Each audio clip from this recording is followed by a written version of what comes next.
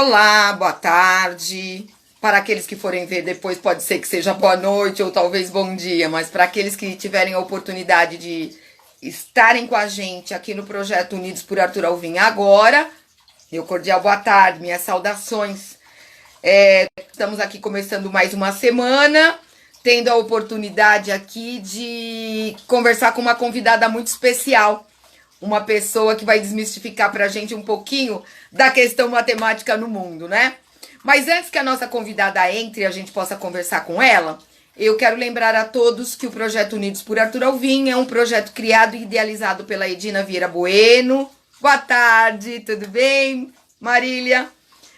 É um projeto criado e idealizado por Edina Vieira Bueno, aqui na região de Arthur Alvim, para que as pessoas possam ter um pouquinho mais de conhecimento, informação, atualização de uma maneira geral, né?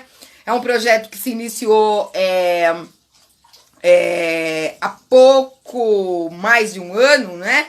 Bem no início da pandemia, quando as pessoas precisavam de troca de informações. Então a Edina teve a ideia de criar primeiro um grupo de WhatsApp e na sequência esticar esse grupo de WhatsApp para um perfil do Instagram onde pudéssemos conversar com as pessoas. E assim vem sendo foi durante todo o ano de 2020, está sendo agora em 2021, e assim a gente está oxigenando a cabeça um pouco com as informações que os nossos protagonistas das entrevistas têm tido a oportunidade de nos trazer à luz. A nossa convidada de hoje já está por aqui, eu vou chamá-la para que ela possa estar também aqui hoje. Vamos aguardar. Boa tarde, Luciene. Boa tarde, Natalino. Agora é oficial. Olha ela aí. Que maravilha! Agora sim, oficialmente. Olha aqui para você, Silvinha. Obrigada. Obrigada, minha querida, uma parceira aí. É uma honra muito grande ter você aqui com a gente no projeto. Eu sei muito bem da sua agenda, das suas várias atividades. É dona de casa, é esposa, é profissional, tem que dar conta de uma série de coisas. E assim mesmo conseguiu arranjar aí para a gente um instante para conversar um pouco com a gente, para trazer um pouquinho mais de luz aos conhecimentos que a gente precisa, que é a proposta que a gente tem nesse projeto. É um projeto voluntário daqui da nossa região de Arthur Alvim, e que ele tem esse olhar, sabe, Silvia, de que todos os dias a gente precisa estar buscando mais e mais, a gente precisa ter informação, a gente precisa se atualizar, seja lá em que segmento for, que só assim a gente aumenta um pouquinho o nosso conhecimento. E aí a gente tem a possibilidade de uma criticidade maior, de ter as nossas opiniões mais esclarecidas. E dessa forma, a gente quebrar tabus, quebrar paradigmas e tocar a vida adiante como ela precisa ser tocada, com conhecimento de causa das coisas, né? A gente tem muitas colegas nossas, amigas nossas acompanhando, a Kaline, a Marília, a Lu, estão todas aqui prestigiando a gente nessa tarde. Olha, um carinho enorme para todas vocês por estarem aqui com a gente. Isto posto, Silvinha, vamos começar a bater um papo. Olha que honra o professor Djalma acompanhando a gente aí. Muito obrigada a todos vocês, viu? Então, Silvinha, para a gente começar oficialmente a nossa conversa de hoje, eu sempre falo isso para os colegas que vêm aqui, né? Você não acordou assim para o mundo e falou assim: eu amo a matemática e você é professora de matemática, né? Então a gente queria conhecer, queria que você compartilhasse um pouco com a gente como é que foi essa sua trajetória, sabe? Da menina Silvia até a menina professora Silvia de hoje. Como que foi essa descoberta para docência, para matemática? Queria que você ficasse bem à vontade para contar para a gente essa trajetória de vida. Já estou à vontade, né? Então, assim, primeiramente, boa tarde a todos e todas que estão aqui conosco. Nunca fiz uma live, né? E eis que um dia recebi, não é uma ligação, agora é um WhatsApp, né? A Alcine entrou em contato comigo e falou, professora Silvia, estou com alguns projetos e estou pensando em fazer uma conversa sobre algumas questões que estão inerentes aí à aprendizagem de matemática. Topa fazer um vídeo, qual foi a proposta? Um vídeo, no primeiro momento, uma live, como é que está a sua agenda, né? Então, assim, a gente está aqui trabalhando em casa, no ensino remoto. Hoje, às segundas-feiras, eu paro um pouquinho mais cedo. Aí a gente combinou essa data. Nunca fiz uma live, nunca falei, assim, de maneira mais direta sobre a aprendizagem de matemática, mas sei que isso aqui é um bate-papo. Então, assim, a gente já deixa claro que as concepções que eu coloco aqui, elas não são rígidas, né? São as experiências que a gente traz aí, que eu trago da minha vivência. E talvez a gente sempre pode discordar, né? Feliz de nós que se conseguirmos discordar com sabedoria em um tempo de tanta polaridade, né? Mas tratando de matemática, poucos são os casos, eu consigo até, quem sabe, contar nos dedos das mãos aquele aluno que fala, eu gosto de matemática. Então, assim, isso já não é recorrente aí nessa primeira apresentação minha e dos alunos, né? Em geral, eles falam, Silvia, eu não sei matemática. E aí a gente vai analisando algumas coisas, né? E eu retomo aí, como é que eu me identifiquei com esse tema, né? Qual foi essa escolha? Qual foi essa opção para trabalhar enquanto professora e enquanto professora de matemática, né? Então, o que eu tenho? Eu acredito que desde pequena eu ainda sou, né? Desde criança eu queria ser professora. Então, eu acho que essa vocação, ela já é despertada na gente aí, em mim já foi despertada num tempinho atrás aí. E a gente tem possibilidades hoje, cada vez mais, e aí, com essas possibilidades, a gente realmente verifica se é isso que a gente quer ou não. Eu acho que hoje a gente não é uma coisa só. A gente não fala assim, hoje eu sou professora, apenas professora. E as funções e as profissões, elas estão a todo momento com mudanças. E aí, eu aí no meu alto dos quase 40 anos, né? Eu ainda continuo com esse despertar sobre a educação, sobre o que a gente pode contribuir, né? Não sou uma professora tranquila, eu sei que eu sou rígida, eu sei que eu digo não, porque eu falo fácil a dizer sim. E eu digo muitos nãos, né?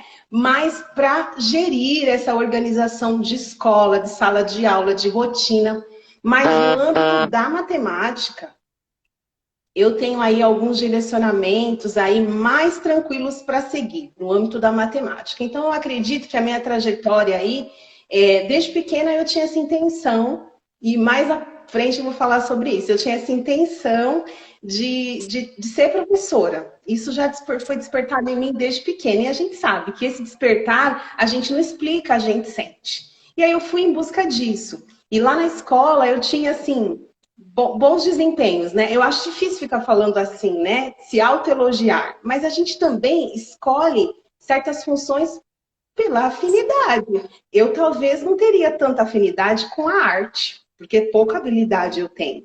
Então, eu sinto que as coisas foram fluindo para um encontro desse desejo. Então, lá na escola, eu sempre tinha resultados bons na questão da matemática.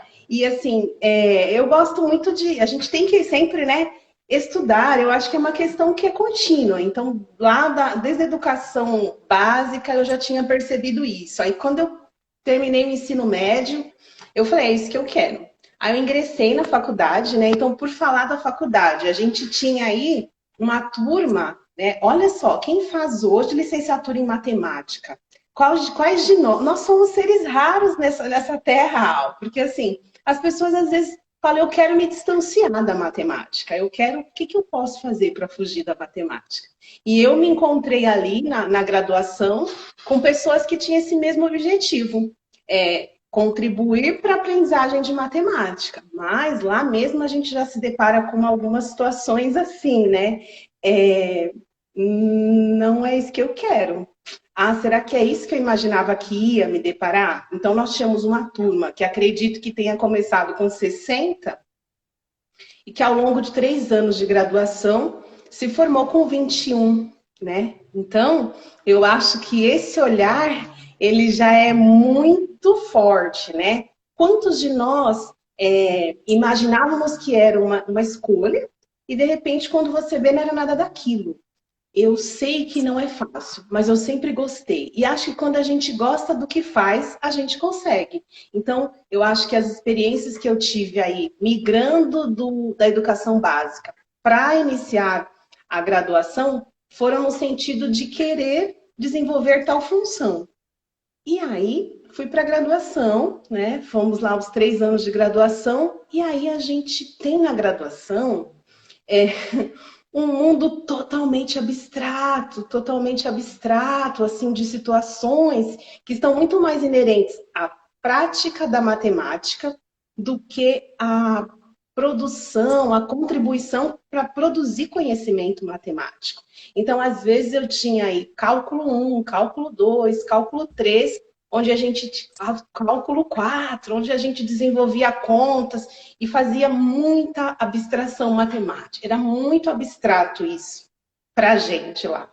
Mas seguimos até o fim e aí nos formamos, né? Aí fui para trabalhava assim no setor administrativo enquanto fazia a graduação e eu me casei no mesmo ano que eu terminei a graduação. Então, em 2006 eu terminava a graduação e meu casamento estava marcado. E casei no finalzinho aí de 2006 com tudo que está embutido aí nesse processo de terminar a graduação e sobrevivi. E desde então eu falei, vou mudar de áreas, né? Então eu trabalhava no setor administrativo, eu falei, eu vou seguir nessa área. Então a gente sabe, primeira questão, né? Porque se fosse pela questão financeira, nós não estaríamos aqui, né? Então a gente sabe de todas as questões que estão inerentes aí a esse processo de ser professor. Mas o pessoal também fala que a gente reclama demais e vive viajando. Aí os alunos colocam alguns memes assim, professor reclama, mas está viajando não sei aonde, né? Eu acho que tudo é um processo que a gente constrói, né? A gente às vezes tem opção, faria diferente? Estaria em outra profissão? Não, não estaria em outra profissão. Desejaria estar aqui e assim eu sigo. Então, quando eu comecei a dar aulas, no primeiro momento aí, eu não sei o nosso tempo, você me interrompa, porque eu falo Não, bastante, né? tranquilo, pode, Aí fica à eu vontade. comecei a dar aulas, né? Então, assim, a gente tem toda uma expectativa e a gente tem toda uma realidade, que nem sempre elas convergem, né? Para um sentido positivo. Então, eu comecei a trabalhar como professora no estado, então eu não tinha vínculo, né? Na ocasião a gente não tinha nenhum vínculo, eu trabalhava como professora eventual, que foi aquele meu primeiro contato com a educação. Trabalhei com uma turma de EJA, encantadores, num primeiro momento, e aí, quando eu saí da graduação, eu saía lá com aquela base de cálculo extremamente abstrato, extremamente difícil, e o que a gente precisaria, às vezes, numa sala de aula era muito menos. Era muito menos. Era lidar com uma linguagem mais acessível, porque as dificuldades elas eram. As dificuldades, as lacunas de aprendizagem, elas eram múltiplas. E às vezes a questão do EJA, a gente tem alunos que não tiveram oportunidade de aprender na idade regular, e aí precisaram fazer esse estudo num outro momento, atrelado com o trabalho, com um monte de questão inerente, né? Aí comecei a trabalhar no estado, posteriormente aí trabalhei na escola particular, e aí a gente fui dando sequência também à questão profissional e à questão acadêmica, porque precisa andar alinhado, né? A gente sempre precisa aprender. E não é discurso de professor, né? A gente precisa sempre agregar novos conhecimentos, porque as coisas mudam. O mundo muda o tempo todo, né? O mundo que a gente tem hoje, em momento algum nós poderíamos imaginar que estaríamos aqui nas nossas casas, ministrando conteúdo. O Marlon, né? Não sei se o Marlon estava aqui. Ele falou, Silvinha, nós nos encontramos. Silvinha, como é que explica matemática pelo computador? O que você faz? Então, a gente vai agregando. O que eu percebo é que a gente precisa sempre estudar. Mas o estudar não é estudar sem foco, né? Então, eu fui fazendo aí, fui fazendo especializações para a parte de tecnologias, né? Então, fiz aí algumas especializações, entre elas eu destaco tecnologia, e aí veio o mestrado, né? E aí o mestrado sempre esse grande desafio, né?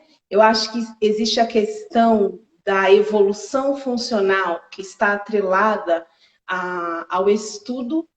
Talvez quando eu cheguei no mestrado eu pudesse ter esse olhar do que era evolução, do que aquilo poderia me agregar enquanto carreira, enquanto servidora aí do Centro Paula Souza, mas depois eu percebi que o despertar de lá ele é muito amplo, né? As possibilidades sobre a aprendizagem que a gente discute vai muito além.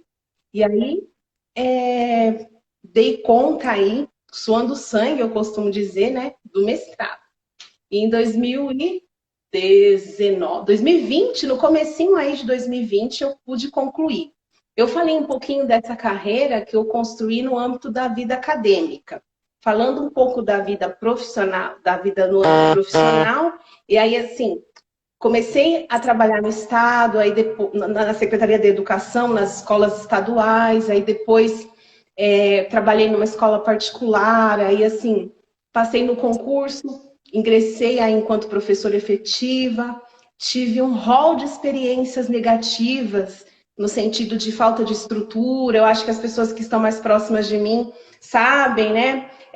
Sofri um assalto, assim, na escola, então, assim, nem tudo é tão lindo. A vulnerabilidade que está presente ao processo educacional, ela é eminente, né? Então, não é bacana falar, olha, eu acho que nós somos guerreiros, assim, para querer estar fazendo o que fazemos com os argumentos que a gente tem, né? E aí a gente faz escolhas. E aí, tive a oportunidade de participar do processo seletivo e entrei na ETEC. Quando eu entrei na ETEC, eu senti que ali eu tinha um perfil de alunos que, embora eles nos dêem um pouquinho aí de trabalho, eles têm um outro foco. E aí eu comecei a falar, é aqui que eu quero ficar. E acho que desde 2012, o ano que vem acho que vai fazer 10 anos que eu estou no Centro Paula Souza.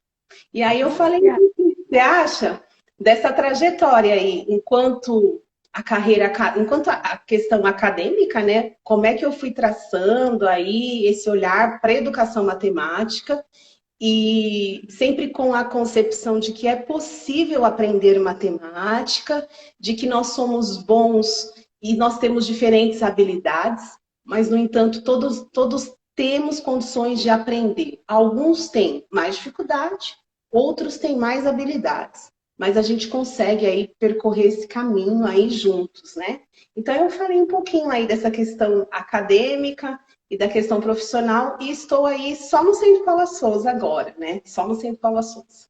Esse é o primeiro a apresentar, né? Nosso.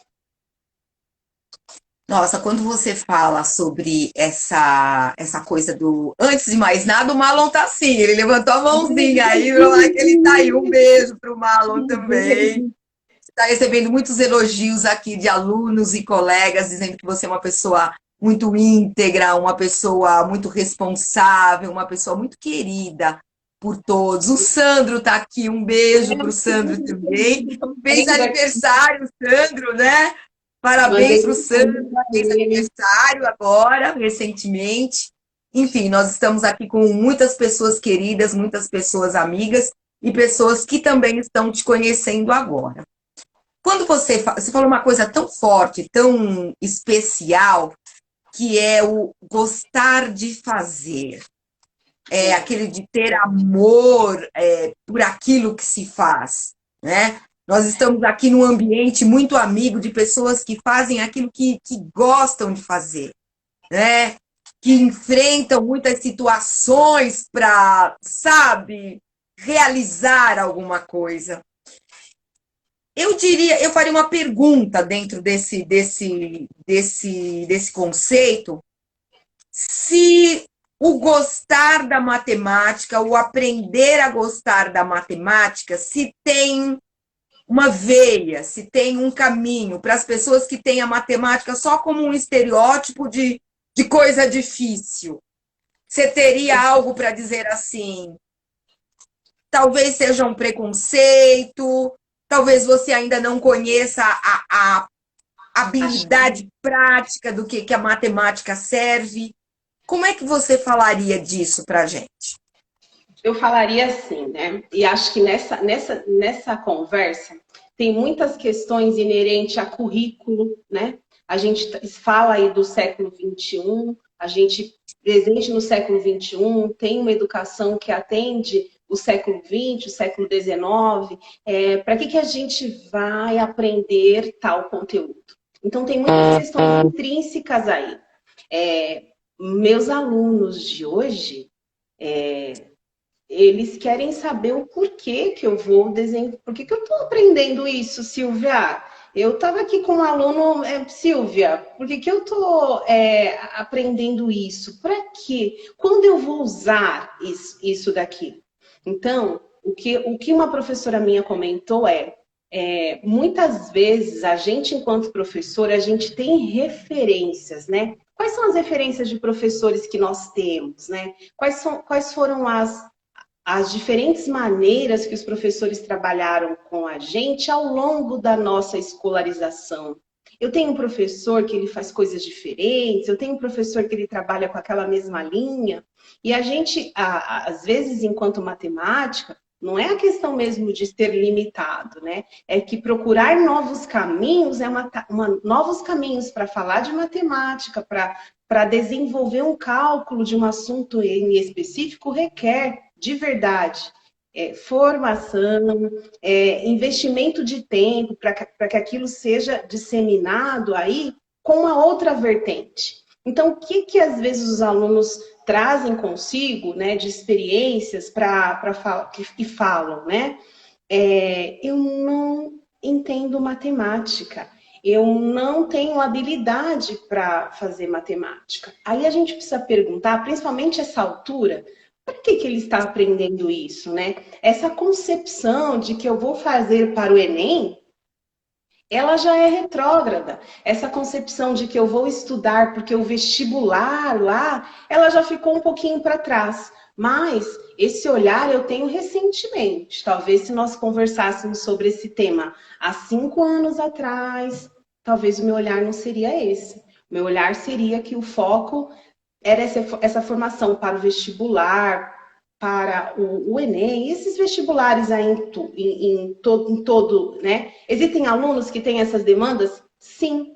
A gente precisa de um rol de conteúdos que estão previstos aí nas bases tecnológicas, que a gente precisa trabalhar com eles? Sim. Mas a gente ainda tem uma estrutura vigente no nosso país, diferente aí de outros países. Eu não gosto de tomar como referência um outro país cuja nossa vivência no âmbito da educação é totalmente diferente, né? Mas existe. Existem países onde os alunos podem optar por desenvolver tais conteúdos na educação básica, tais disciplinas, que vão contribuir para a sua formação de acordo com a sua escolha. Né? Então, isso é um fator que poderia ser pensado, mas entre ser pensado e ser implementado com as políticas públicas vigentes, há um oceano aí. Assim eu acredito, sabe, Al? Mas o que a gente tem, e às vezes pode ser que desanime aí alguns que não são aptos pela matemática. E já a gente comenta, por que a gente fala que é apto e não é apto, né? O que a gente precisa pensar? Às vezes tem aluno que ele não tem, ele vai fazer arte. Eu tenho aí na ETEC os nossos alunos, eles têm muito viés para isso. Você mesmo vê, você acompanha. Eu tenho um aluno que hoje ele está aí cantando e tocando e tem todo aquele jeito para lidar e às vezes ele não era um aluno envolvido com a matemática. Mas eu fui construindo, que às vezes trabalhei com ele com 3 anos, por 3 anos juntos, eu fui construindo naquele momento que a gente pode não querer ter um desempenho aí, olha, eu não quero fazer isso, porque eu não vou estudar lá um cálculo, eu não vou estudar uma conta tão complexa se meu olhar é para a arte, é para a música, né? Então, o que eu vou fazer? Eu tenho que dizer para ele que no nosso sistema vigente, a gente ainda faz parte de um rol de conteúdo que é pré-requisito para essa formação básica. Então, essa é uma primeira questão, né? Eu vou fazer direito, eu vou fazer e N possibilidades de profissões. Eu não vou seguir uma profissão, Silvia. Não vou seguir uma profissão, vou trabalhar com meu pai, eu vou fazer coisas que são afins desse critério que a gente acha, né? Que acabou a educação básica, vai ingressar na universidade aí. Então, o que eu digo para eles é, nem sempre algo, para falar a verdade, aí, com meus 15 anos de docência aí, nem sempre a gente consegue atrelar todo o conteúdo matemático com a situação real. Nem sempre. Isso requer muito aprendizado sobre o tema e a gente tem uma dinâmica de 2, 4 aulas. Nem sempre a gente consegue esse êxito. Então, eu acho que é uma questão para deixar posta aí. Eu consigo fazer sentido em tudo que eu faço para os alunos? Não, não consigo. Isso pode gerar um fator que distancia alguns dessa matemática. Vamos pensar assim, né? Então, eu acho que uma resposta a gente tem um rol de conteúdos que nos são postos aí para a gente abordar. Essa questão de conteúdo, ela é presente aí de outros anos, né? Fica difícil para nós desestruturar. Então, a gente tem que trabalhar com o sistema que a gente tem, né? E o sistema que a gente tem, isso está posto. Agora, só queria fechar essa fala aí, qual seria a chave ou quais seriam as crenças que são estabelecidas para esse sucesso ou insucesso da matemática? Então, eu acho que pode acontecer de um aluno não ter familiaridade, pode acontecer, mas ele aí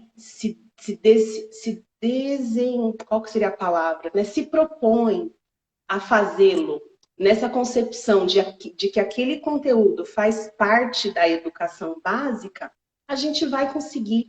Então, a gente tem aí menções que são atribuídas na ETEC em I, R, B ou MB. Então, o que eu quero dizer assim, a gente não precisa ser sempre o MB na vida, porque as nossas habilidades são muitas. E às vezes existe essa questão, né? Porque eu quero ser MB e não é assim que as coisas acontecem. Mas eu preciso ter aquele eu preciso ter eu não vou dizer pré-requisito, eu vou precisar de ter aqueles elementos que são básicos para eu seguir. A gente faz matemática o tempo todo e a construção disso, né, de tudo que a gente constrói, ele hora ou outra, ele é aplicado, né? Ele é aplicado quando a gente faz uma interpretação aí, quando a gente calcula tempo, a matemática ela está presente em muitas situações do nosso dia a dia. Às vezes, essa conexão nem sempre acontece do que é dado e do que é comunicado aí no nosso dia a dia, mas as interpretações e os dados matemáticos estão sempre presentes aí com a gente, né? Agora, eu acho que tem uma questão que é a questão do insucesso, Al. Então, assim, o meu insucesso na matemática, ele se deu desde quando, né?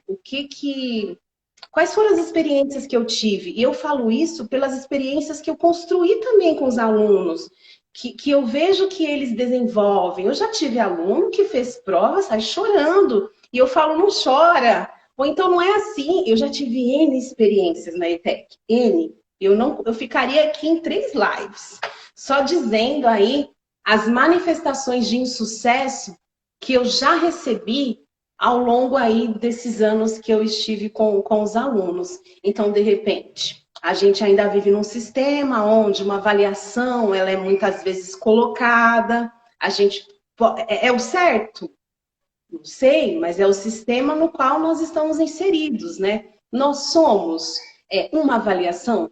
Uma avaliação define o nosso processo cognitivo aí ao longo de um bimestre, ao longo de um ano.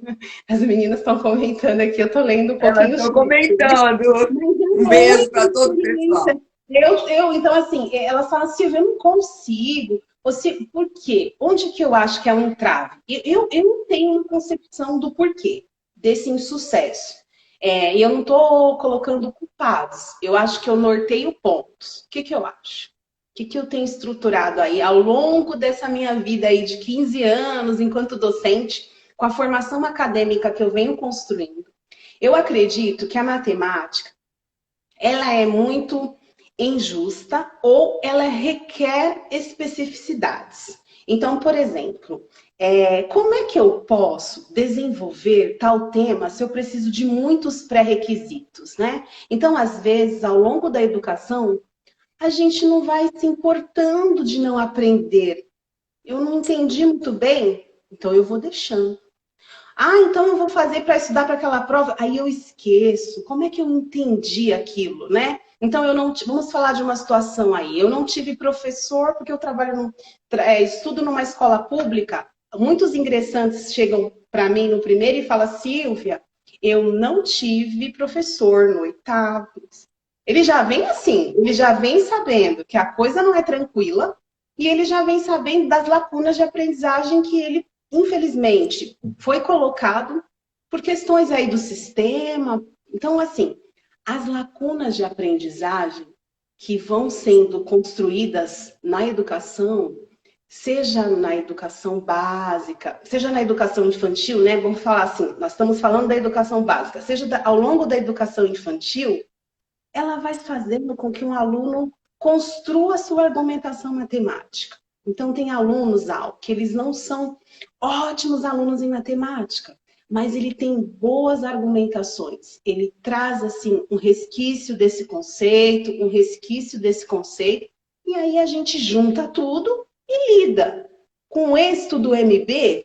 Não, com o êxito do R, com o êxito do B. Falando um pouquinho aí de ETEC, aí das nossas menções. Mas eu tenho aluno que às vezes ele não conseguiu entender. E aí ele vai fazer uma atividade comigo, que embora eu faça uma revisão aí de um pré-requisito, de repente ele não trabalhou aquilo mais. Cada um tem um tempo diferente para fazer, né? Às vezes o ver a professora fazendo não implica que eu tenha autonomia para fazê-lo. Mas isso requer prática, requer investimento de tempo, sabe? E às vezes os alunos não têm essa maturidade, essa percepção. E aí ele vai com uma avaliação de matemática, onde ele fala assim: Silvia, eu errei. Um dia a menina estava super confiante. Silvia, eu errei tudo. Como pode? Por que eu errei tudo? Eu falo assim. Aí eu vou olhar aí as situações que contribuíram. Aí, assim, a especificidade que é presente na matemática. Ou você opera bem com os sinais, ou você não chega na resolução. E se você colocou uma multiplicação ali errada nessa tabuada, ela vai desenvolver o seu resultado final. E às vezes, por mais que a gente queira, enquanto professor, extrair alguma coisa, o desenvolvimento ficou com pendências. E aí a gente chega numa resposta final errada, ou a gente não avança.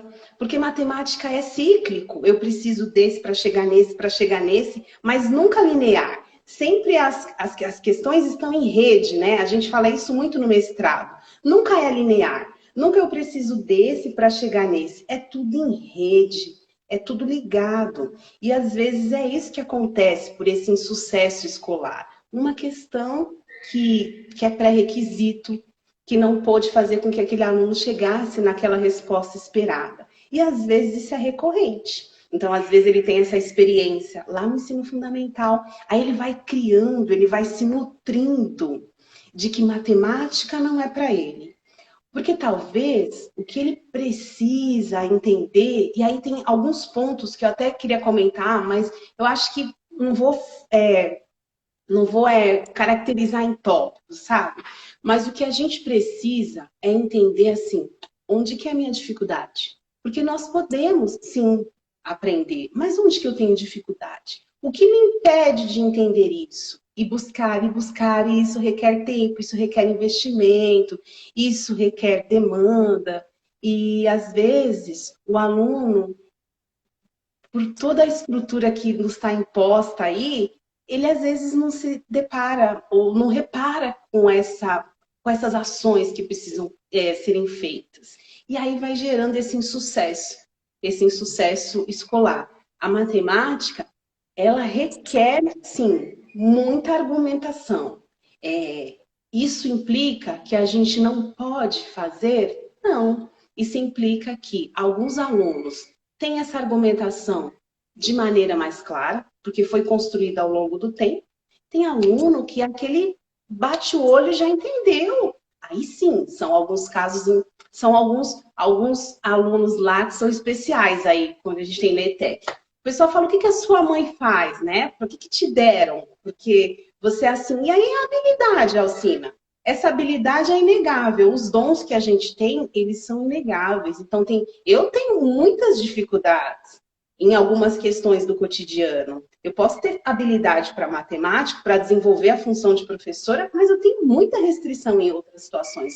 E é assim que a gente se completa, né? E é assim que a gente se completa, com as nossas vocações e com as nossas habilidades e com as nossas deficiências. Mas o que que é posto aqui? Esse insucesso, eu acho que se dá por essas experiências, né? O que que faltou para eu chegar naquela compreensão? Muitas vezes está atrelado às lacunas de aprendizagem que vão ficando aí ao longo dos anos. E eu digo para eles, perguntem agora aí o que vocês querem perguntar para ver. Não fala que está tudo bem, porque nem sempre está. Porque eu digo que é igual dívida de cartão de crédito. Quando a gente tem dúvida e a gente não pergunta e a gente não externaliza, qual é a nossa dúvida? Professor, eu não entendi. Né? Não precisa ter vergonha. Volta, professora, né? Para eu tentar construir isso melhor. Eu falo que é igual dívida de cartão de crédito, quando a gente só paga o mínimo. Chega uma hora que a gente não dá conta. Então, chega uma hora que os juros é muito grande. Então, eu acho que quando a gente não estrutura essas lacunas de aprendizagem, a conta fica muito grande. E a dúvida aí, ela acaba sendo maior para alguns dos alunos, né? Mas tem receita, tem receita. Onde que eu não estou conseguindo fazer? É nisso que eu preciso melhorar? É nisso, mas às vezes nós, enquanto professores, trabalhando com 320 alunos, com uma logística muito grande, a gente às vezes nem consegue fazer esses feedbacks do certo e do errado. Tá errado, tá errado, tá errado, tá errado. Mas tá só errado. Eu às vezes tento circular aqui, ó, tá errado nesse ponto, esse que foi decisivo. Mas nem sempre a gente consegue fazer um feedback eficaz, sabe? Eu acho que é isso. Quando você falou aí, tá, gente, só um parênteses, né? Para as pessoas que estão acompanhando, quando a Silvia falou em MB, B e R, são as avaliações que são feitas nas escolas técnicas estaduais, nas ETECs, né? Nas ETECs, as pessoas que estudam, elas não são avaliadas com notas, como na Secretaria da Educação, acredito que é nota 10, nota 9, nota 8. Como a escola técnica ela tem um preparo também para o lado profissional, os alunos são avaliados como se eles estivessem ali compondo seus currículos. Ou seja, as avaliações temos lá muito bom, que seria o 9 e 10, né? Nas outras escolas, nós temos o bom, nós temos o regular. Então, é nisso que ela estava falando. E você falou uma coisa incrível. Você falou da fuga, que a gente tem uma fuga das coisas que a gente tem dificuldade, né? A tendência se eu não tenho um dom, não tenho uma habilidade para determinado componente curricular, para determinada disciplina, ao invés de eu me empenhar para que eu tenha melhores resultados, a tendência que acontece é fugir, é estudar menos, é evitar fazer aquela atividade, vai fazendo aquela distância e isso certamente vai te trazer maiores dificuldades, né, Silvia? Eu vou fazer uma questão, fazer um adendo aí que foi comentado aqui, que a Isa comentou. Eu digo assim, a gente, dentro do que você falou, e daqui a pouco eu vou puxar o gancho que a Isa colocou aqui. Dentro do que você falou, lá no mestrado, a gente fala um pouquinho aí, tem alguns autores que comentam sobre isso. Eu não vou ser técnica, mas é Bandura, eu anotei. Ele fala muito dessa autoeficácia.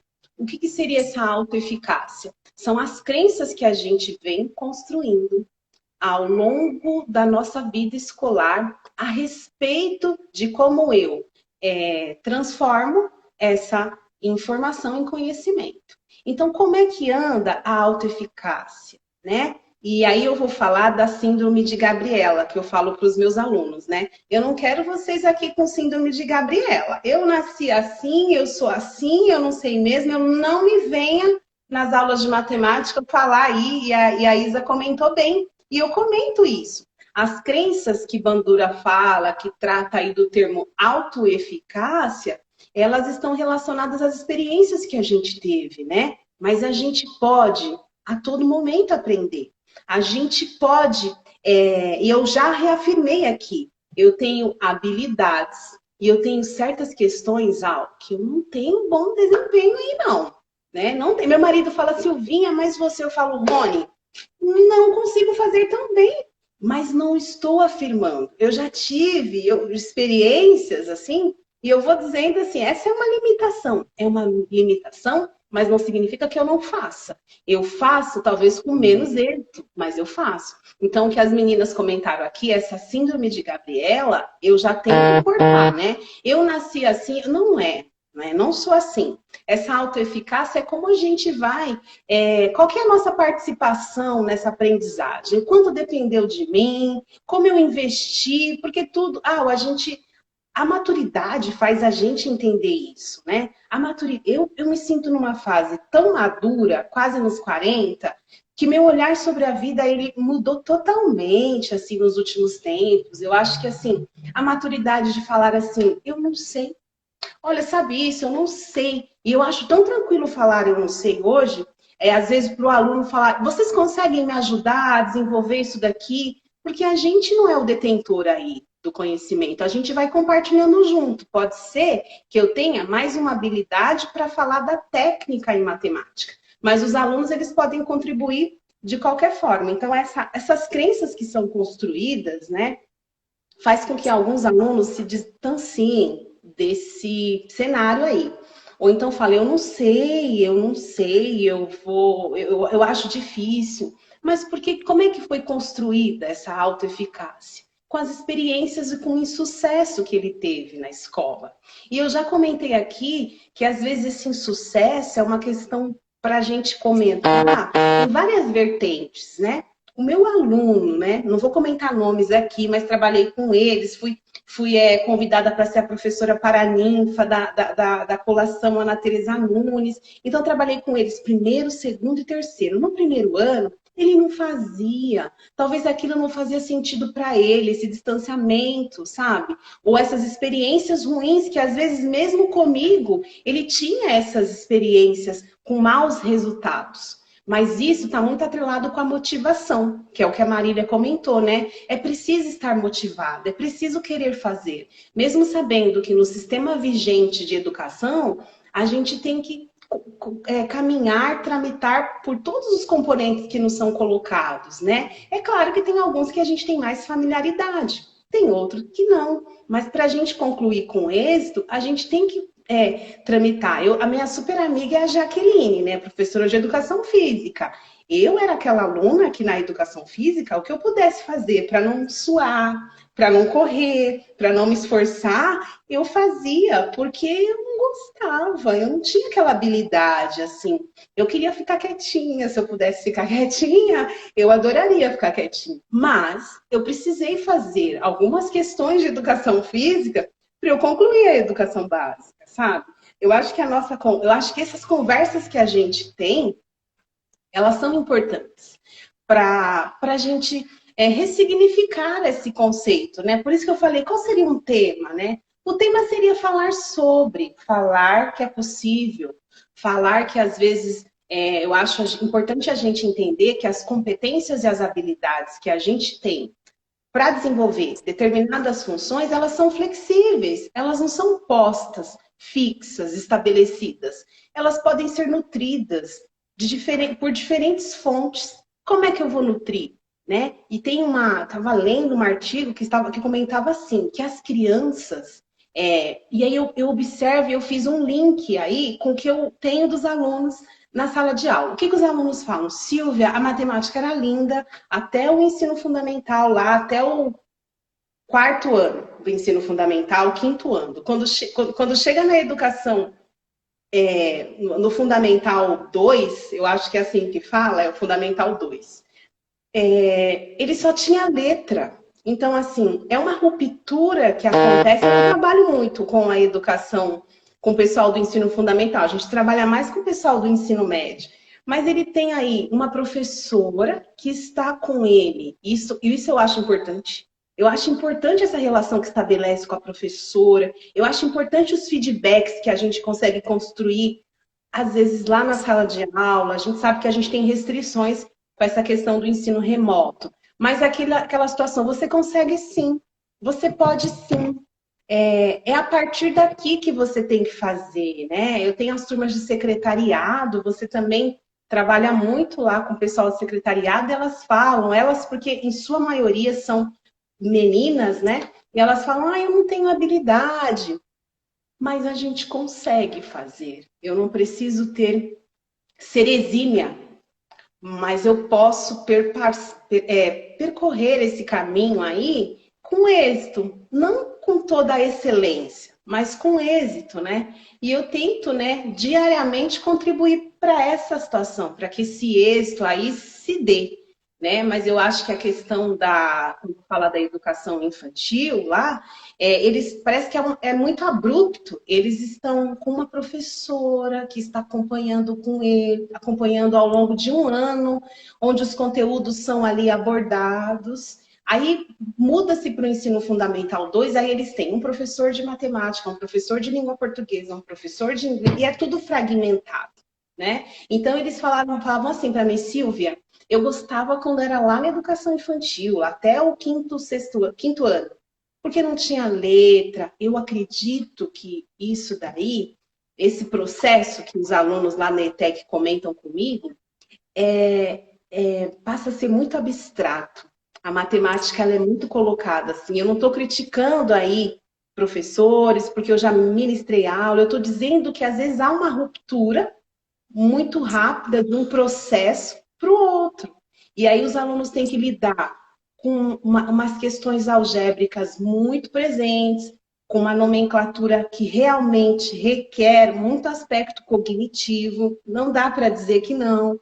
Onde uma regra de sinal, um sinal muda tudo. Então, eu preciso estruturar, como eu falei, a gente precisa ter muita argumentação para seguir.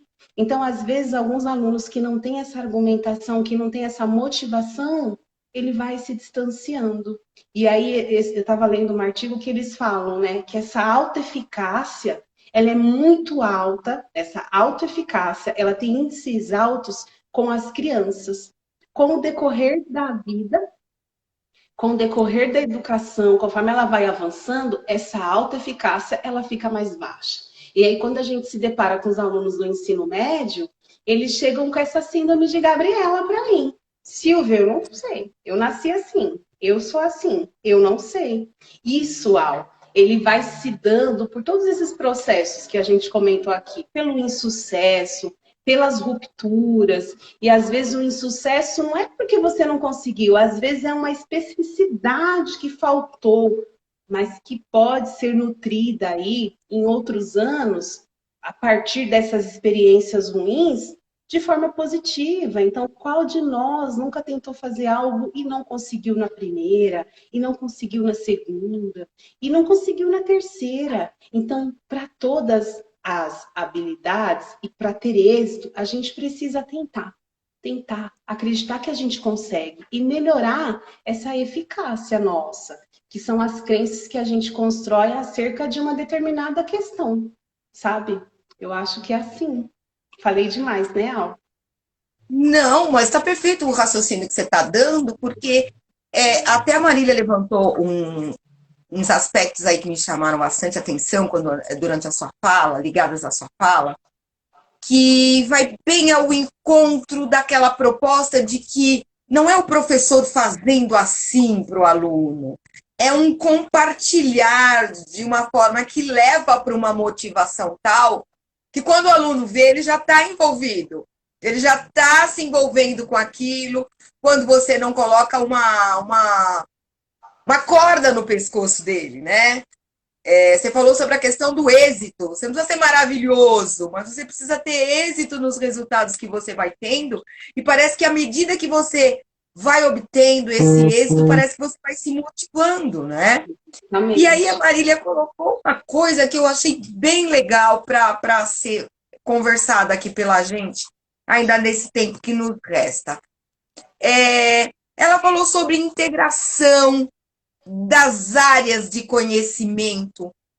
Como é que você vê isso, da matemática se envolvendo com as outras áreas de conhecimento em prol dessa motivação do aluno que, a partir dos seus êxitos, da sua motivação, vai tendo um pouquinho mais de criticidade, de apelo, de se envolver? Como é que você vê isso, Silvia? Eu converso assim, troco umas figuras aí com a Marília, né? A gente aí caminhou juntos, caminhamos juntas aí nesse período do mestrado, a gente muito conversou sobre algumas questões. Então, o que que eu acho? Eu acho que mais do que nunca, essa concepção de educação, ela vem sendo renovada, né? Então, a gente tem aí, o que que eu trago, quando eu falo, o que que eu trago de experiência com a docência que me foi aplicada, geralmente o que eu reflito na minha sala de aula, geralmente. Então, a forma como eu aprendi matemática, geralmente é a forma com que eu vou produzir tentar produzir esse conhecimento com os meus alunos. Então, as referências que a gente tem estão muito atreladas a um contexto de educação que precisa ser repensado. Eu não estou dizendo que precisa ser eliminado, precisa ser repensado. Quando a gente fala aí, eu estava olhando a escolha do livro na ótica da BNCC, nunca me deparei com uma escolha de livros didáticos aí. Essa semana alguém sugeriu aí da coordenação, professora, você pode contribuir aí, fazer análise da escolha do livro didático? E o livro didático aí, todos que foram colocados têm uma outra roupagem, uma outra proposta, diferente daquilo que eu via, porque ele está muito trabalhado com a concepção de projetos. Ele está muito atrelado, e aí ele foge muito daqueles conteúdos com toda a sua rigorosidade que existe e vai mais vinculando a matemática, pelo que eu olhei, assim, com situações do nosso dia a dia.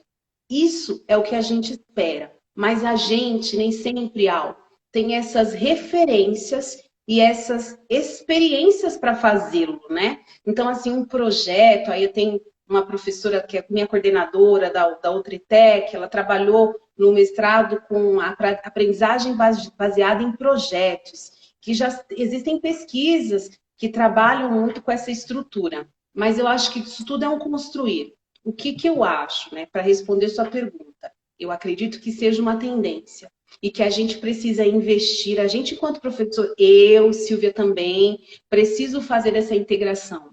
Mas a gente tem uma estrutura de aula aí com ensino remoto, nos moldes do ensino remoto que a gente tem aqui, onde a gente tem infinitas demandas, a gente trabalha em uma. Eu sou matemática, tenho 4 aulas semanais, sou uma privilegiada, porque tem professores amigos meus que são professores de sociologia ou de filosofia, que eles têm uma aula por turma. Então, existe também um contexto estrutural que eu não estou dizendo que é desculpa, mas que nos impede, né, de dar conta de tudo isso. Acredito que essa ideia de trabalhar com projetos, de fazer projetos que conversem aí com a química, ela é a tendência vigente, mas ela também requer estrutura, demanda de tempo, disponibilidade. E aí a Marília comentou uma coisa também. Qual é a motivação que eu tenho para fazer isso? Os meus alunos estão habituados também a trabalhar com essa diferente proposta, né? Eu fiz uma proposta esses dias com uma atividade de recuperação para os alunos totalmente diferente de uma resolução de exercício. Ele me escreveu no chat que ele não conseguia fazer. Autoeficácia baixa. Eu não sugeri que ele resolvesse nenhum exercício. Eu sugeri que ele comentasse sobre a temática, numa outra estrutura de apresentação. Silvia, eu não consigo fazer, eu não sei fazer. Então, a gente sempre diz que os nossos alunos aí, eles estão aí inseridos com tudo que é da tecnologia, eu me questiono. Me questiono. De que forma o aluno é inserido com essa tecnologia?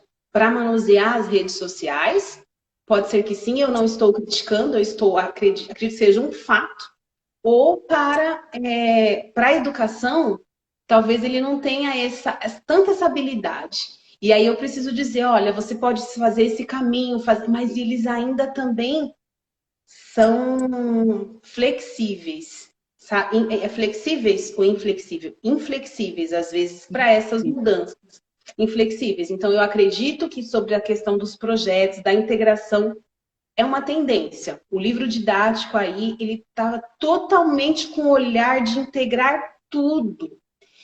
E acho que é uma outra visão de educação que virá aí para nós. Faço isso com frequência? Não. Gostaria de fazer mais? Gostaria. Tenho toda essa bagagem para fazer nesse momento? Não tenho, mas posso fazer, né? Então é isso que eu falo. Não sei ainda como estruturar, mas a gente pode. Mas isso requer também demanda de tempo, que é essa integração aí das diferentes disciplinas sobre o olhar de projetos. E assim, para finalizar o nosso dia de hoje, uma última pergunta, antes das suas considerações, porque o papo, quando é bom, ele voa. Infelizmente, a gente tem tido papos ótimos que quando a gente vai ver, o tempo já está acabando, né? Mas uma pergunta que eu faria para você, dentro da sua área, a possibilidade da prática matemática nas escolas técnicas, a seu ver, é maior ou menor pela sua experiência? Porque você falou lá no comecinho alguma coisa que eu achei bem legal, que é uma coisa que a gente ouve direto dos alunos. Ah, mas eu errei só o sinal. Eu só errei o sinal. A conta deu certo, mas eu só errei o sinal e ela não considerou nada. Aí nós vamos para um laboratório e a gente percebe no que repercute apenas o erro do sinal. Eu vi a professora Eliana Cardoso passando por aqui, e ela, como professora da área de edificações, do pessoal que tem um olhar para a engenharia, e a engenharia é cheia de números, né? A dela, inclusive, a engenharia civil, só o sinal, não é? Então, você vê alguma facilidade para os alunos que buscam os cursos técnicos diferente dos demais ou não? Uma facilidade, você diz assim, Na prática, de eles olharem a prática da matemática, de entenderem com maior rapidez. Eu acredito que sim, assim, eu já tive experiências, aí eu posso falar, né? Eu já tive experiências aí com escola, trabalhei com escola particular, trabalhei pouco tempo aí na Secretaria da Educação, e assim, por mais que a gente às vezes brigue com os alunos, assim, que eu falo, não é assim, não vai, esse prazo é isso mesmo, né? A gente precisa ter ordem, né? Por mais que a gente fale isso, eu acho que a gente tem maiores possibilidades, porque a gente tem às vezes convergências nesse processo de querer aprender e querer ensinar. Eu já tive uma experiência de alguns meses aí na Secretaria da Educação, quando eu passei no concurso, e eu trabalhava na ETEC e trabalhava na Secretaria da Educação. A professora Silvia, que produzia conteúdo, que conversava ali a respeito da matemática na ETEC, não era a mesma que lá. Porque eu tinha... como é que eu posso falar? Eu não estou caracterizando, julgando, eu estou fazendo a ótica que eu tive, das experiências que eu tive, que não são prontas, que podem ser que alguém discorde, mas a gente tem ali no nosso núcleo de alunos aí, dos alunos das escolas técnicas, em sua maioria, a gente tem assim essa perspectiva, vamos fazer? Então assim, vamos tentar, eu vou criar isso. Vamos tentar desenvolver matemática com esse olhar aí, desse aplicativo, a gente vai usar. Vamos! Então, a gente tem esse encontro. Eu acredito, sim, que a gente tem possibilidade de trabalhar aí de uma maneira mais prática lá com as escolas técnicas. Eu fiz o projeto do mestrado com os alunos do secretariado e a gente, assim, eu escolhi uma turma, né? E assim, quando eu falo escolhi, é porque assim, eu já convivia com eles, primeiro, segundo e terceiro ano. Então a gente, assim, por mais que eles tenham professores que eles gostam, a gente sempre tem um professor que gosta mais, um professor que a gente gosta menos, a gente tem turma que a gente tem aquele match lá, deu match, a gente vai se entendendo muito bem, né? E eu falei para ele, gente, eu escolhi vocês para desenvolverem o projeto do mestrado. Eles, aí fica assim, então é a motivação. Então eu falava assim, vocês precisam fazer isso. Às vezes, Al, nem tudo estava atrelado à nota. Vocês podem produzir isso comigo nas aulas, e a gente fazia com o uso do aplicativo, e às vezes não dava certo, e às vezes o aplicativo parava as construções, aí tinha que fazer tudo de novo.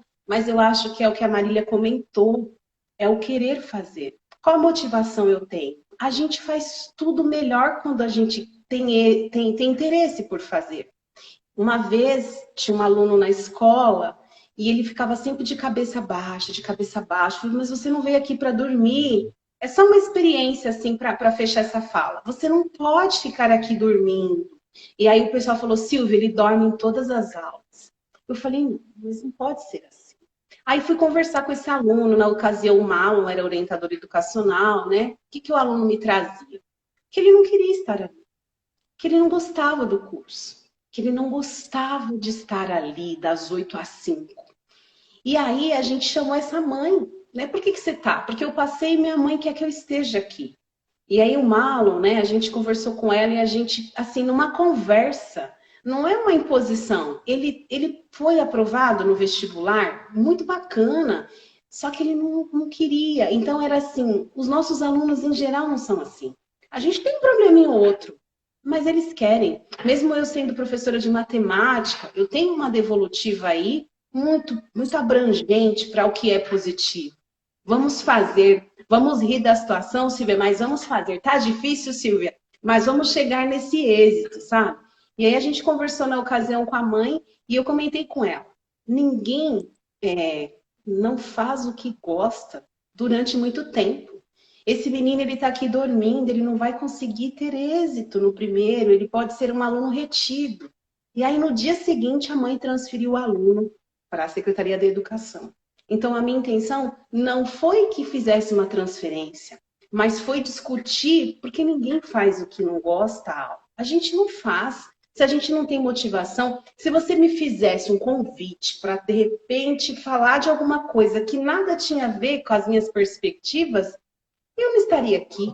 Mas como a temática para mim é interessante, eu vou conversando que se você não mandar eu parar, a gente fica aqui, entendeu? Mas eu acho que está muito atrelado com a motivação. E lá a gente tem, sim, em sua maioria, esse encontro. Não estou dizendo que é sempre, mas esse encontro entre essa receptividade de querer fazer, de querer aprender, mesmo com as dificuldades que tem, que estão inerentes nesse processo. Não vou dizer que é tranquilo aprender matemática. Não vou dizer que a minha graduação foi tranquilinha. Mas é possível, né? A gente vai construindo um patrimônio cultural. Tudo que a gente aprende ao longo da vida vai fazendo com que a gente seja individual. O patrimônio individual que a Silvia construiu é diferente do patrimônio individual que a Alcina construiu. Mas cada um tem o seu próprio patrimônio, que são aquelas experiências que não são atreladas só à escola, e sim a outras questões aí de mundo, né? Então eu acredito que, para fechar aí, né, essa parte aí da sua pergunta, eu acredito que quando a gente tem o outro lado aí envolvido, a gente consegue. A gente consegue fazer, né? Essa motivação que é cíclica, né? Aluno e professor, professor-aluno. Nas escolas técnicas eu tenho isso. Por isso que sinto feliz em trabalhar nas escolas técnicas, porque eu tenho um feedback aí dos meus alunos. Eu brigo com eles, eu digo não, tem que... Sim, sou muito exigente. Sou muito exigente, mas eu acho que a gente precisa estabelecer regras, a gente precisa estabelecer rotinas. O mundo não é do deixa para depois, pode ser desse jeito. Não, é aquilo que a gente pediu e a gente vai colocando essas concepções sendo discutidas, que às vezes até eles entendem. Eles xingam a professora, mas às vezes até eles entendem que faz parte do processo. Eu acho que eles até entendem muito, porque os resultados de aceitabilidade do seu trabalho são muito grandes. O retorno que eles dão, sobretudo quando eles estão em outro patamar de estudo, quando eles olham para trás, entendem e compreendem. Então, o que você tem feito na educação até hoje mostra resultados muito felizes. Então, eu tenho certeza que você não está no caminho errado, não. E ainda endossando o que você falou, o professor Djalma diz aqui que a Escola Teresa Nunes tem uma parceria com um híbrido na Escola Hiroshima. E ele diz assim, vemos essa integração na Secretaria da Educação, o que no futuro bem próximo irá facilitar o nosso ensino médio. Por experiência, né? Porque eu sei que tem as classes, não sei se é descentralizado, é um novo formato que tem, né? Então talvez eu não tenha essa experiência para agregar ou para sistematizar a situação vigente, né? O que eu trouxe de experiência, e quando eu falei da Secretaria da Educação, foram as experiências que eu tive no momento no qual eu ministrei aula lá, né? Mas eu já sei que aí existe uma parceria, né? Então, a gente sempre espera que essas parcerias sejam para melhoria da qualidade da educação. Sempre, não é, Al? Porque estou aqui falando, alguns nos acompanhando, alguns compartilhando, mas sempre para tratar do nosso único e principal objetivo. Qual é esse? Contribuir para uma educação pública e de qualidade. E é possível? Ou se é? É fácil? Nem sempre. Mas é possível. Por isso que estamos aqui. O professor Marlon, inclusive, está dizendo aqui que ele disse o seguinte: acho que o grande segredo é perceber que nosso aluno não é simplesmente um número. Eles têm sentimentos, emoções que são muito relevantes nesse processo de ensino-aprendizagem. É a mais pura verdade, né? Isso é a mais pura verdade. A Marília concorda com ele, dizendo que isso é necessário tanto do lado do professor quanto do lado do aluno, não é verdade? Muitos parabéns, a Cida, a ata da Escola Teresa Nunes está te dando os parabéns, assim como uma série de pessoas. E a Marília diz isso, é isso aí, pública e de qualidade, é o que nós merecemos. Minha querida Silvia, muito obrigada por você ter aceito esse momento aí de estar aqui com a gente. Tenha certeza que você não vai fugir da gente. Esse é um mês em que nós estamos trabalhando dentro do projeto. A Silvia, aqui presente na live, a Edina, idealizadora e criadora do projeto. Nós estamos trabalhando nesse mês a escola e a mulher, porque nós tivemos aí o Dia Internacional da Mulher, então nós estamos trazendo várias mulheres, trazendo vários temas, e nós tivemos também o Dia da Escola, que foi o dia 15. Então, nós estamos aí nesse misto de trazer mulheres protagonistas, de trazermos temas referentes à mulher, temas referentes à escola, e é assim que nós chegamos a uma mulher profissional grandiosa e protagonista, como é o seu caso, né? E o tema educação não se esgota. Nós estamos ainda no mês de março. Até dezembro, nós temos infinitos temas para serem tratados de diferentes aspectos, mas a educação e a escola estão sempre presentes, sempre presentes. Então, é por isso que eu me recorro a pessoas que eu acredito estarem fazendo um bom trabalho dentro desse segmento educação, que é vasto, amplo e muito desafiante. Então, todas as vezes que eu converso com as meninas do projeto, com a Silvia, com a Edina, e elas falam, nós precisaríamos de uma pessoa que falasse, você não conhece? Eu sempre conheço, e o celeiro está, graças a Deus, entre pessoas que eu tenho numa estima lá no alto, sabe? E o resultado que eu vejo dessas conversas maravilhosas que nós conseguimos ter a partir do que vocês informam para a gente, é sempre de um resultado tão gratificante que não tem como, sabe, enumerar. Ele é muito grande mesmo. Então, ver a Sandrinha lá do secretariado dizendo saudade, professoras, outros e outros alunos que entraram aqui, ver os nossos colegas, né, congratulando e fechando com você nas palavras, né? Isso só dá ânimo para a gente, sabe? Porque a educação, ela não se fecha ali só na sala de aula. Ela vai além, às vezes muito mais além quando você sai daquela sala de aula, quando um aluno te pega no corredor para te fazer uma Sim. pergunta, quando você está sentada na mesa ainda e o aluno vem, eu poderia falar só um instantinho, professora, sabe?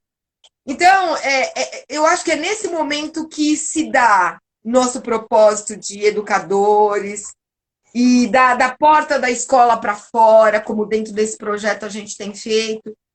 E então a história não termina. Você sabe que você já está de antemão convidadíssima para arranjar mais tempo na sua agenda para conversar com a gente por um tema que não se fecha aqui. Ele se mostrou, como esperávamos, muito mais amplo e de uma possibilidade maior da gente fazer novas discussões. Então, eu quero deixar você com as suas considerações finais.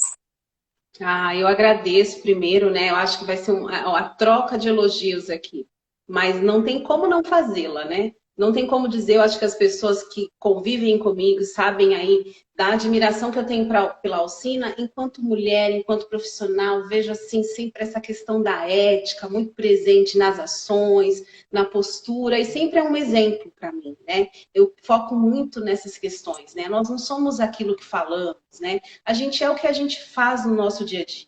E é assim que as concepções sobre nós vão sendo construídas, né? Então eu agradeço, assim, primeiro esse convite, nunca fiz uma live, né? E esse momento aí, ele é... E eu fico muito tranquila. A Alcina falou assim, Silvinha, é muito tranquila. E eu tô muito tranquila. Porque eu acho assim, depois que eu fiz o mestrado, eu topo qualquer coisa. Topo qualquer coisa, né? Vamos fazer, vamos fazer, vamos. Sabe por quê? Porque às vezes a gente acha... Eu falei que a minha autoeficácia, ela é alta. Porque a autoeficácia aí, nessa concepção que eu falei, são as crenças que a gente vai construindo ao longo da nossa vida sobre como eu posso desenvolver ou desempenhar tal função. E às vezes a maturidade agrega aí questões para nós, né? Então eu acho que os nossos alunos têm muito que aumentar nessa eficácia sobre a ótica da aprendizagem matemática. A gente elencou aqui algumas questões que estão inerentes a esse processo, mas o tema é muito amplo, né? Então eu acho que entender que algumas crenças podem ser ressignificadas é o que nos faz tratar dessa temática aqui hoje, né? Então, nada de síndrome de Gabriela. Eu nasci assim, não nasceu assim, não. Algo foi sendo construído ao longo de certa etapa da sua educação, mas que pode sim ser desconstruído, que pode sim ser ressignificado para que a gente tenha êxito. Então, eu, enquanto professora de matemática, ouso dizer que eu devo ter uma habilidade para desenvolver algumas ações no âmbito da matemática. Mas nós somos esse patrimônio cultural que a gente consegue aí ao longo da nossa vida. Então, a gente tem alunos com múltiplas habilidades, que têm talentos aí para a arte, para desenvolver diversas funções, que talvez eu não tenha.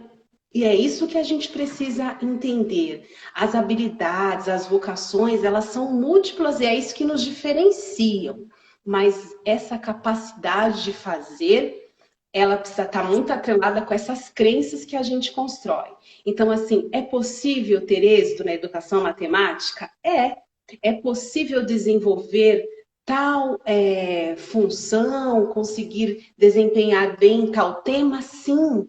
Mas requer tempo, requer demanda. Nada se dá no estalo. Nunca se dá no estalo. As coisas não acontecem de uma hora para outra, mas o conhecimento e a habilidade, ela não é fixa, ela não é rígida.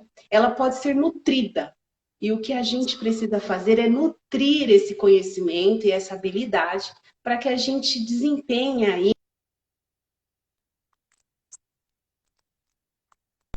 as ações são únicas, A gente sabe que aqui é um bate-papo, pode ser que alguma questão eu tenha colocado e alguém de repente não concorde, ou então traga um novo olhar, e é assim que a gente complementa, né? Mas eu gostei muito de estar aqui, obrigada aí pelo convite, pela conversa. Você sabe que você é uma pessoa pela qual eu tenho profunda admiração e o que você falar eu topo. Se for para contribuir, a gente está aqui, espero ter contribuído, viu, Al, nesse pouquinho tempo. Um forte abraço. Certamente contribuiu. E eu quero deixar, além dos meus agradecimentos a você, agradecimento a todos esses alunos e alunas que tiveram a oportunidade de estar aqui. Eu vi a Sandrinha, eu vi a Letícia, vi o Gabriel, e uma série de alunos aí mandando todo o carinho deles para a gente, alunos que compreenderam a nossa postura, as nossas intenções, o seu trabalho. Agradecimento ao professor Djalma, a Clarice, a Cida, a Kaline, ao Marlon, ao Sandro, a Verinha, sabe, a Jaque. Jaque, eu estou precisando de uma professora de educação física para conversar com a gente, viu, Jaque? E é isso. Aí, quanto à questão da maternidade, do bebê, requer alguns cuidados. Então, a Jaque está num momento assim, com mais demanda, com demandas mais complexas, que não são inerentes à questão da educação, e sim da arte de ser mãe, né? Então, eu acho que ela tem algumas restrições nesse momento. Aí, sou muito próxima a ela, mas não significa que isso possa acontecer, né? Então, eu acho que é só as demandas da Jaque nesse momento que estão um pouquinho mais carregadas. Ela está falando que é sempre enriquecedor ouvir a gente. Imagina, já que é uma troca sempre, sempre, sempre, sempre.